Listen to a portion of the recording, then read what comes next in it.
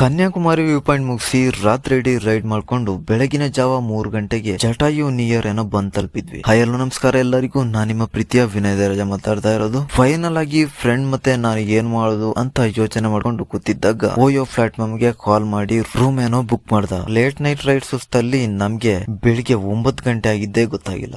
ಟಕ ಅಂತ ಎದ್ದು ರೆಡಿಯಾಗಿ ಸೀದಾ ಹೊರಟಿದ್ದೆ ಕೇರಳದ ಫೇಮಸ್ ಜಟಾಯು ಕಲ್ಲಿನ ಕಡೆ. ಬಂದೇನೋ ರೀಚ್ ಆದ್ವಿ. ಬೈಕ್ ನ ಪಾರ್ಕಿಂಗ್ ಹಾಕಿ ಬಂದು ಟಿಕೆಟ್ ಗೆ ಲೈನ್ ಇಲ್ಲಕ್ಕೆ ಹೋದ್ರೆ ಕ್ಯಾಶ್ ಮಾತ್ರ ಅಲೋ ಅಂತ ಹೇಳಿದ್ರು. ಏನ್ ಮಾಡೋದು ಅಂತ ಯೋಚನೆ ಮಾಡ್ತಾ ಇದ್ದಾಗ ಹೊಳ್ದಿದ್ದ ಎಟಿಎಂ. ನಾನು ಮತ್ತೆ ಫ್ರೆಂಡ್ ಆಟೋದಲ್ಲಿ ಎಟಿಎಂ ಗೆ ಬಂದು ತಕೊಂಡು ಟಿಕೆಟ್ ತಕೊಂಡು ಒಳಗೆ ಎಂಟ್ರಿ ಕೊಟ್ವಿ. ಒಬ್ರಿಗೆ 550 ರುಪೀಸ್ ಟಿಕೆಟ್. ಅಂತದ್ದು ಏನಿದೆ ಅಂತ ಯೋಚನೆ ಮಾಡ್ಕೊಂಡು ಸೀದಾ ಸ್ಟೆಪ್ ತಗೊಂಡು ಮೇಲೆ ಬಂದ್ವಿ. ಅಬ್ಬಬ್ಬಾ ನೋಡಿ ಶಾಕ್ ಆದೆ ಗುರು.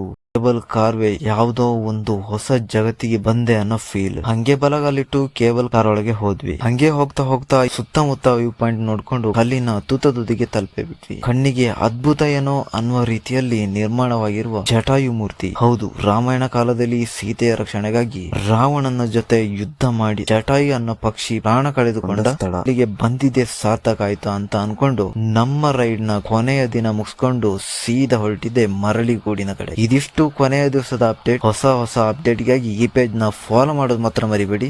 ಎಲ್ಲರಿಗೂ ಟೇಕ್ ಕೇರ್, ಬಾಯ್ ಬಾಯ್, ಶುಭ ದಿನ.